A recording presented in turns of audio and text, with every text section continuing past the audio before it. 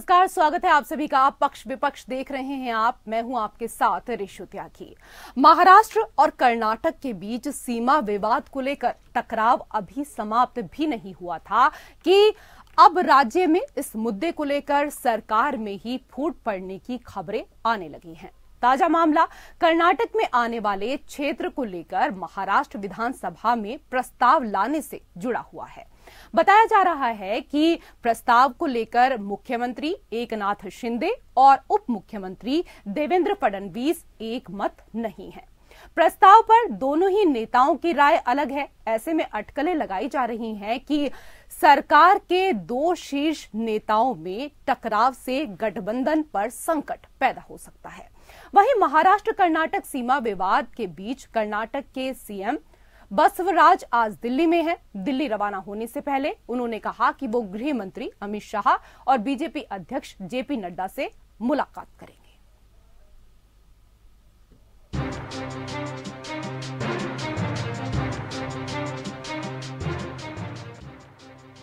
महाराष्ट्र के मुख्यमंत्री एकनाथ शिंदे की बाला साहेब की शिवसेना के नेता और महाराष्ट्र सरकार में मंत्री शंभूराज देसाई ने हाल में कहा था कि उनकी पार्टी कर्नाटक से सीमा विवाद को लेकर विधानसभा में प्रस्ताव लाएगी।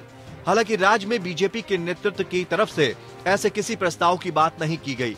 कहा जा रहा है कि बीजेपी कर्नाटक में अपने ही नेतृत्व वाली सरकार के खिलाफ मुद्दे को नहीं भड़काना चाहती, खासकर ऐसे समय में जब कर्नाटक में अगले ही साल चुनाव भी होने हैं। बाला साहेब जी शिवसेना के नेताओं के मुताबिक विधानसभा में इस प्रस्ताव को लेकर फिलहाल कोई नोटिफिकेशन नहीं जारी हुआ है। शिंदे समर्थक नेताओं का कहना है कि मुख्यमंत्री इस प्रस्ताव को लाने के पक्ष में हैं, क्योंकि महाराष्ट्र में उद्धव ठाकरे के नेतृत्व वाला विपक्ष उन पर हमलावर है। कई विपक्षी नेताओं ने शिंदे पर आरोप लगाया है कि कर्नाटक के मुख्यमंत्री के मुकाबले सीमा विवाद पर उनका पक्ष काफी कमजोर रहा है। साथ ही विपक्ष ने कई मौकों पर सरकार में शिंदे और फडणवीस की शक्तियों की तुलना करने की भी कोशिश की है। विपक्षी नेता और पूर्व सीएम उद्धव ठाकरे ने पूरे मामले में कड़ा रुख अपनाया है। ठाकरे ने सीएम एकनाथ शिंदे पर आरोप लगाया कि वे सीमा विवाद पर मौन हैं, जबकि कर्नाटक के सीएम मुखर हैं। ठाकरे ने सीमा विवाद को लेकर सुप्रीम कोर्ट का फैसला होने तक मांग की कि कर्नाटक के बेलगावी, कारवार और निप्पानी को केंद्र शासित प्रदेश घोषित किया जाए। विधानसभा में पारित होने वाले प्रस्ताव में इस मांग को शामिल किया जाए। ठाकरे ने कर्नाटक के कब्जे वाले महाराष्ट्र शब्द यानी KOM नाम देकर विवाद को नया रंग दिया है। महाराष्ट्र के उच्च सदन विधानसभा परिषद में ठाकरे ने सीमा विवाद उठाते हुए कहा कि ये मात्र भाषा या सीमा का विवाद नहीं है, बल्कि मानवता का सवाल है। पीढ़ियों से मराठी भाषी सीमावर्ती गांवों में रह रहे हैं। उनकी भाषा, जीवन शैली मराठी है। सुप्रीम कोर्ट में केस लंबित रहने तक इस इलाके को संघ शासित घोषित किया जाए। ठाकरे के जवाब में डिप्टी सीएम देवेंद्र फडणवीस ने कहा कि महाराष्ट्र की एक एक इंच जमीन के लिए लड़ेंगे। महाराष्ट्र चुप नहीं बैठेगा। किसी भी हालत में हम महाराष्ट्र के सीमावर्ती क्षेत्रों के लोगों को अकेला नहीं छोड़ेंगे। हम एक एक इंच जमीन के लिए लड़ेंगे, भले ही सुप्रीम कोर्ट हो या केंद्र सरकार। उन्होंने कहा कि सीमावर्ती लोगों के साथ अन्याय नहीं होने देंगे। हम प्रस्ताव लाएंगे, महाराष्ट्र चुप नहीं बैठेगा। इससे पहले महाराष्ट्र के विपक्षी दलों के नेताओं ने सीएम एकनाथ शिंदे, राज्य सरकार और कर्नाटक सरकार के खिलाफ जमकर नारेबाजी की। विपक्षी नेता हाथों में तख्तियां लिए हुए थे। इसमें महाराष्ट्र सरकार से मांग की गई है कि या तो वो सीमा विवाद सुलझाएं या कुर्सी खाली करें। इस दौरान कांग्रेस नेता पृथ्वीराज चौहान ने कहा कि उप मुख्यमंत्री ने हमें आश्वासन दिया है कि सीमावर्ती क्षेत्रों पर महाराष्ट्र सरकार के दावों का समर्थन करने वाला प्रस्ताव सदन में सभी राजनीतिक दलों द्वारा सर्वसम्मति से पारित किया जाएगा। कर्नाटक के मुख्यमंत्री को माहौल खराब न करने की चेतावनी देने के लिए केंद्रीय गृह मंत्री से बात करना मुख्यमंत्री और उप मुख्यमंत्री पर निर्भर है। आपको बता दें, दोनों राज्यों के बीच सीमा का मुद्दा 1957 में भाषाई आधार पर राज्यों के पुनर्गठन के बाद से लंबित है। महाराष्ट्र ने बेलगावी पर दावा किया है, जो तत्कालीन बॉम्बे प्रेसिडेंसी का हिस्सा था। इसमें मराठी भाषी आबादी का एक बड़ा हिस्सा है। महाराष्ट्र ने 800 से अधिक मराठी भाषी गांवों पर भी दावा किया है, जो वर्तमान में कर्नाटक का हिस्सा है। उधर कर्नाटक राज्य पुनर्गठन अधिनियम और 1967 महाजन आयोग की रिपोर्ट के मुताबिक भाषाई आधार पर किए गए सीमांकन को अंतिम मानता है। Bureau report.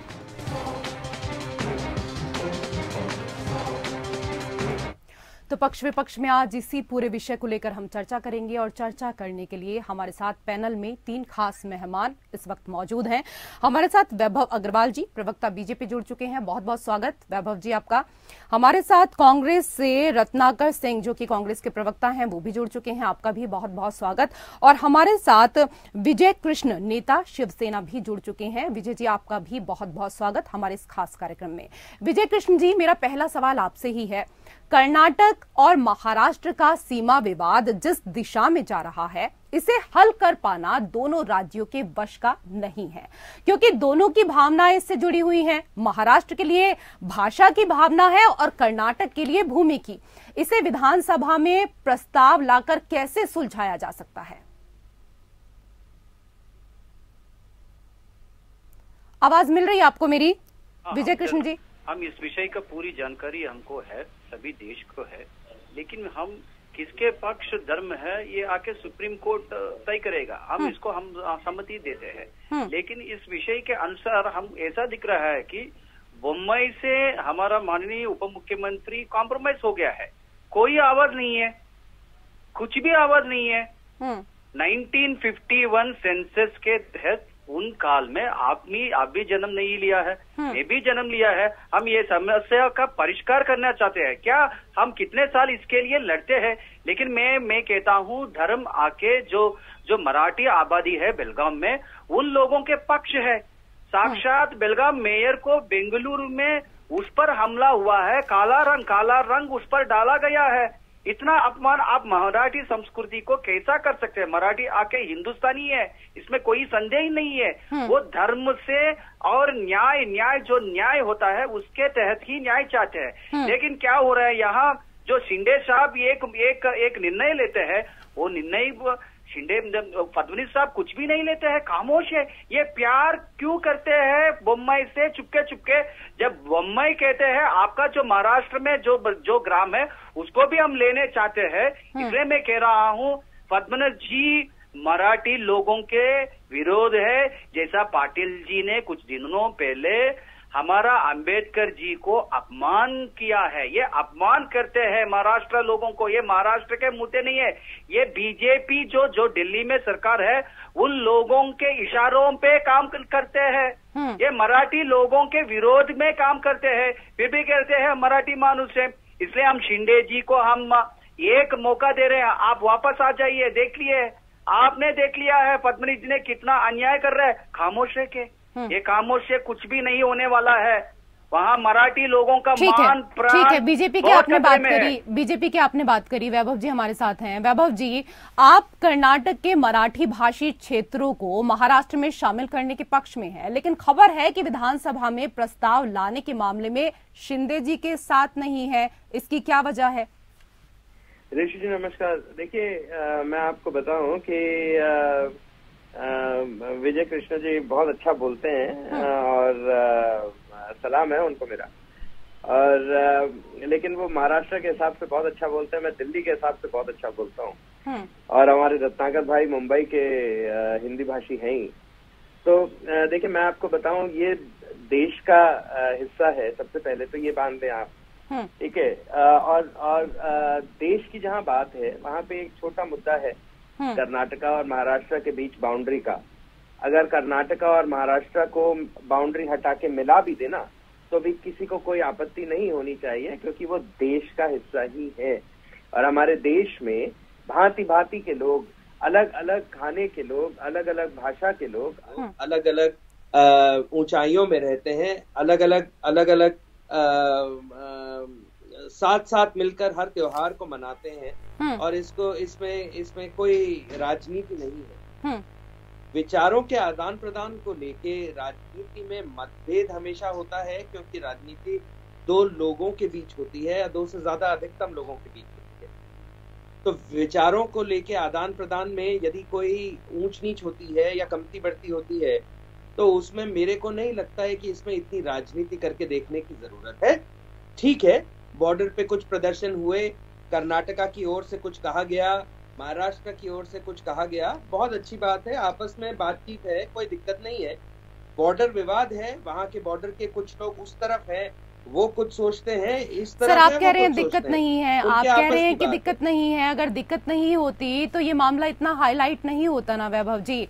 रत्नाकर जी, ठीक है सर, ठीक है रत्नाकर जी, यह है सीमा विवाद का मामला पुराना है, पहले भी केंद्र सरकार इसमें हस्तक्षेप कर चुकी है, तब केंद्र में आपकी सरकार थी, इसका क्या हल समझते हैं आप?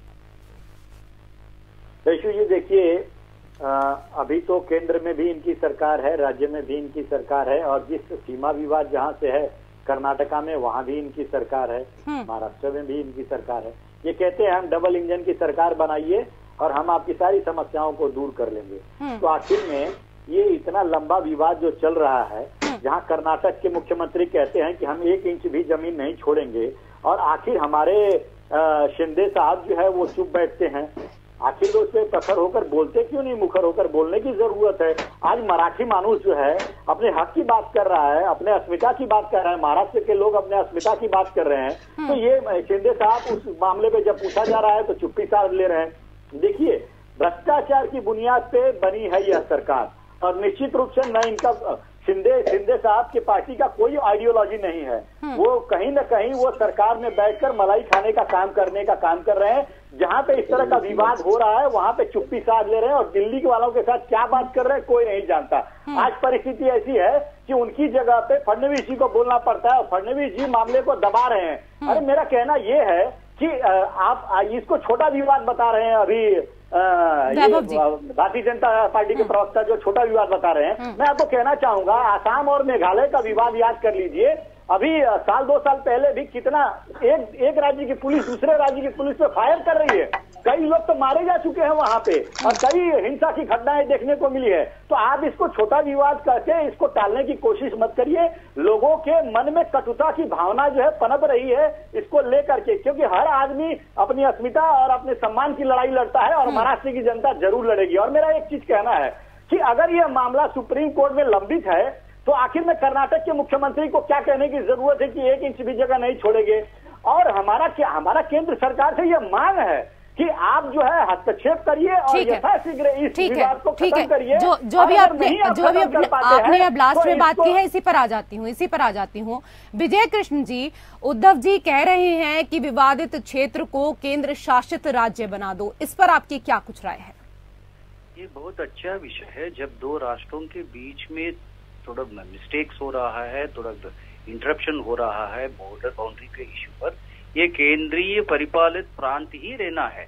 अगर कर्नाटक सरकार और जो वहाँ नेता अच्छे लोग हैं, क्यों बेलगाम को सेकंड कैपिटल बनाया?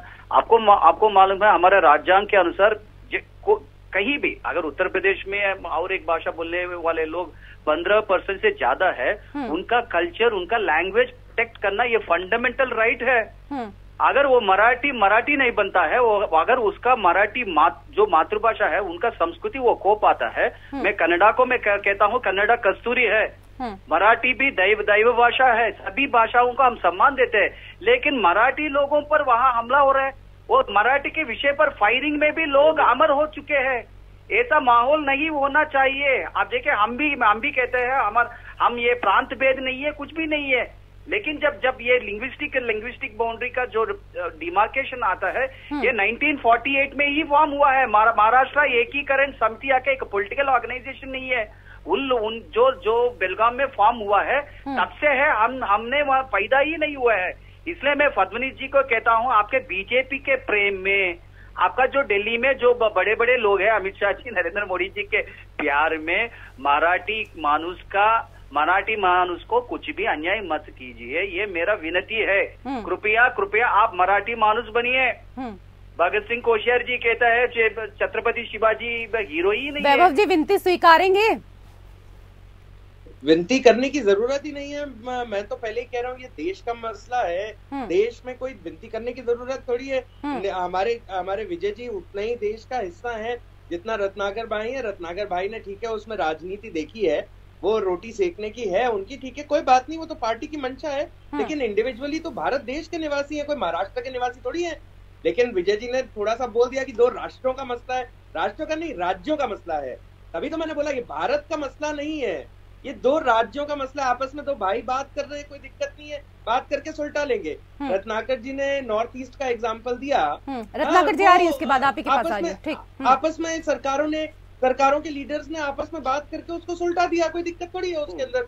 मसले होते हैं, कोई दिक्कत नहीं है। ये आपस में भाई अब रत्नाकर जी के यहाँ बाजरे की रोटी बनी, मेरे यहाँ मक्के की रोटी बनी। अब मेरा मन नहीं है, लेकिन साग तो दोनों ही खाते हैं ना, और रोटियां भी दोनों साग के साथ ही खाई जाती हैं, तो इसमें कोई दिक्कत नहीं है। बाजरा साग हो या मक्का साग हो, इसमें कोई दिक्कत नहीं है, वो कोई बात नहीं है। मन मुटाव होता है, मान जाएंगे, लेकिन इसमें राजनीति नहीं है। और जहां तक उसमें रत्नाकर जी, वैभव जी कह रहे हैं राजनीति नहीं है, आपको लगता है कि राजनीति नहीं है इस मुद्दे पर?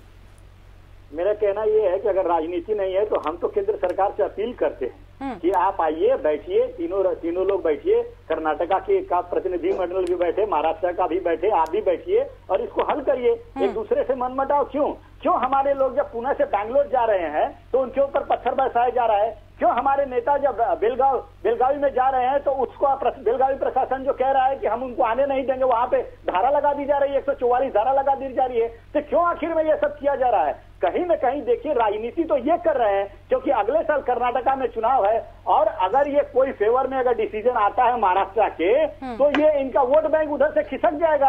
जो लोग हैं ये पॉइंट वाली बात आपने कही यहाँ पर, ये पॉइंट वाली बात जी। देखिए, मैं रत्नाकर भाई को एक छोटा सा जवाब दे दूं। बहुत अच्छा बोले वो, लेकिन उनको लगता है ठीक है, हर सिक्के के 2 पहलू होते हैं। और रत्नाकर जी की तरफ से अगर देखा जाए तो जो वो कह रहे हैं वो बिल्कुल दुरुस्त बात कह रहे हैं, उसमें कोई 2 राय नहीं है। अगले साल इलेक्शन है, राजनीति हो सकती है इस मसले पे, बिल्कुल हो सकती है। सिक्के का एक पहलू है, लेकिन सिक्के का दूसरा पहलू ये है कि पथराव जो हुआ या जो घटनाएं हुई बॉर्डर पे, वो बिल्कुल गलत हुई है, इलीगल हुई है, और इसकी सजा उनको मिलेगी ही मिलेगी जिन लोगों ने ये कारस्तानी करी है।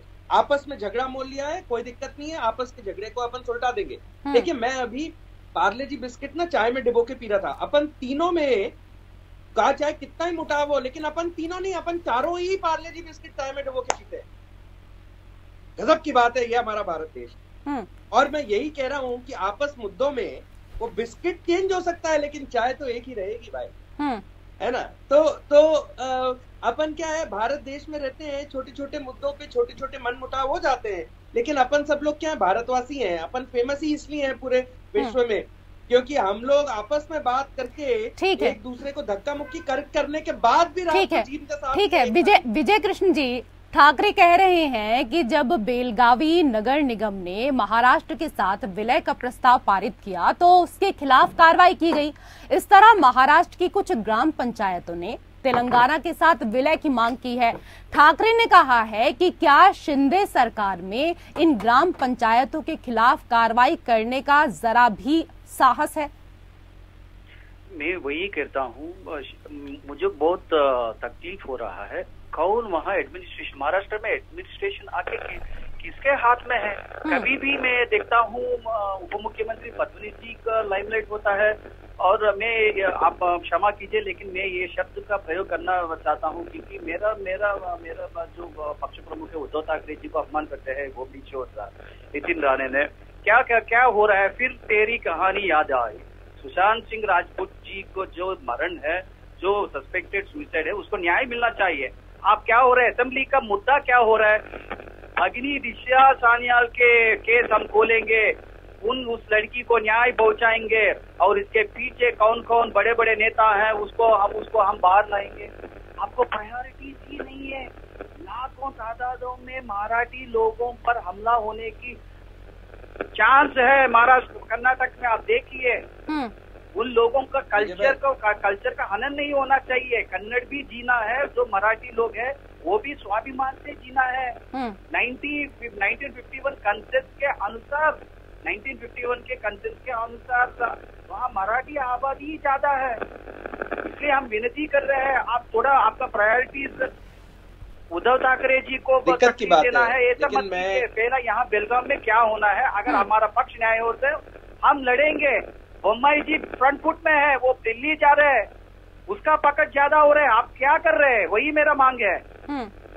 ठीक है, कल्चर का हनन हो रहा है, कल्चर का हनन हो रहा है, विजय कृष्ण जी यहाँ पर कह रहे हैं। लेकिन रत्नाकर जी, पहले की अगर बात करें तो पहले पाटकर सिद्धांत के अनुसार सभी राज्यों के सीमा मुद्दे का समाधान किया था, जिसके अनुसार सीमा मुद्दे का समाधान 4 बिंदुओं के आधार पर किया गया था: भाषाई बहुमत, भौगोलिक निकटता, गांवों का तत्व और लोगों की इच्छा। लेकिन जिन क्षेत्रों का यहाँ विवाद है उसे लागू नहीं किया गया। अब आपकी पार्टी का क्या स्टैंड है? नेहा जी, मेरा ये कहना है कि आज हम कोई भारत पाकिस्तान सीमा विवाद तो नहीं है, कोई भारत या चाइना का सीमा विवाद तो नहीं है, ये हमारे राज्यों के बीच का ही सीमा विवाद है। लेकिन केंद्र सरकार जहां पे अगर इच्छा शक्ति होती तो कहीं न कहीं बैठ करके इन सारे विषयों पे तथ्यात्मक बात करके और चर्चा करके कुछ न कुछ हल निकालती। लेकिन उनका इंटरेस्ट नहीं है। उनका इंटरेस्ट ये है कि कैसे कर्नाटक में अगले साल जो चुनाव हो जाए और वो वहां पे सत्ता हासिल कर लें। और देखिए, रही बात महाराष्ट्र के शिंदे की पार्टी की और शिंदे सरकार की, तो इतिहास में मैं कह दूं नेहा जी की इस तरह से कमजोर इतना मुख्यमंत्री मैंने अपने जीवन काल में नेहा नहीं, रत्नाकर जी, रेशु सॉरी, हाँ रेशु जी, मैंने जीवन काल में अपना जो है इतना कमजोर मुख्यमंत्री कभी नहीं देखा। जो हमारे राज्य में जो प्रोजेक्ट आते हैं तो वह चले जाने देता है, उस पर कोई बात नहीं करता है। जब हमारे राज्य के महापुरुषों को छत्रपति शिवाजी महाराज का अपमान बार बार किया जाता है भारतीय जनता पार्टी के नेताओं के द्वारा, तब भी कुछ नहीं बोलते हैं। और जब ये सीमा विवाद होता है, जब मराठी मानुष का अस्मिता की बात आती है, तब भी कुछ नहीं बोलती है। आखिर में ये चुप्पी क्यों? क्या मनसा पाल के रखा है आपने? आप क्यों नहीं चाहते हैं मराठी अस्मिता को संरक्षण देना और उसके पौरुष को बनाए रखना क्यों नहीं चाहते हैं? आपको तो तुरंत दिल्ली जाना चाहिए, दिल्ली के लोगों को बुलाना चाहिए, कर्नाटक के लोगों को बुलाना चाहिए और इस विवाद को जो है खत्म करना चाहिए। ये एक दूसरे से कटुता बढ़ाने का काम क्यों किया जा रहा है? आखिर में हमारा ही देश है, हमारे ही राज्य है और हर जगह आपकी सरकार है। महाराष्ट्र में ले लीजिए, चाहे मेघालय में ले लीजिए, आसाम में ले लीजिए, आखिर में लोग अपने क्यों शहीद हो रहे हैं? क्यों लोग दूसरे पे गोलियां चला रहे हैं? ठीक है, जवाब ले लेते हैं वैभव जी। क्यों एक दूसरे पे पत्थर फेंका जा रहा है? ठीक है, इस तरह की परिस्थितियां ठीक है सर, जवाब ले लेते हैं। कहीं ये शिंदे सरकार की नाकामी का एक बहुत बड़ा हिस्सा है और ये चाहते अगर तो ये सीमा विवाद हो जाता। आज अच्छी बातें कर लेते हैं वैभव जी बैठ के यहाँ पे, ये सारी अच्छी बातें अगर इनको कहिए कि बैठ कर करें और इस विवाद को हल करें, और अगर आप नहीं कर सकते हैं तो उसको केंद्र के अधीन में करिए। और वैभव जी, जिस तरीके से डिबेट में आप अच्छी बातें कह रहे हैं, रत्नाकर जी का कहना है उतनी ही अच्छी बातें करके और इस विवाद को जल्द से जल्द हल कर देना चाहिए। एक लाइन में सर, समय का अभाव है। वैभव जी, आवाज मिल रही है? चलिए, लगता है आवाज नहीं पहुंच पा रही है हमारी। बहुत बहुत शुक्रिया जी। बिल्कुल मैं रत्नाकर भाई का शुक्रिया अदा करना चाहता हूं कि उन्होंने अपने अनुज की एक तारीफ करी, मेरी तारीफ करी। लेकिन मैं आपको बताऊं कि जहां तक राजनीति की बात है, अगर रत्नाकर भाई, मैं एक तरफा नहीं जाना चाह रहा था, लेकिन रत्नाकर जी ने फिर उसको राजनीति के हिसाब से अगर पलड़े में डाला है, तो मैं ये भी बोल सकता हूँ रत्नाकर भाई कि मुझे शायद शक होता है कि अन्य राजनीतिक दलों ने अपनी रोटियां सेकने के लिए और सरकारों को बदनाम करने के लिए ये झगड़े कराए, पत्थरबाजी कराई। ये मैटर ऑफ इन्वेस्टिगेशन है और इसके अंदर इन्वेस्टिगेशन हो रहा है। कौन क्या कब कहां कर रहा है ये हमारी सरकार से नहीं चूकता है, तो इसके अंदर कोई दिक्कत नहीं है। मैं तो सिक्के का दूसरा पहलू देखना चाह रहा था कि भाई देश है। अब देखिए,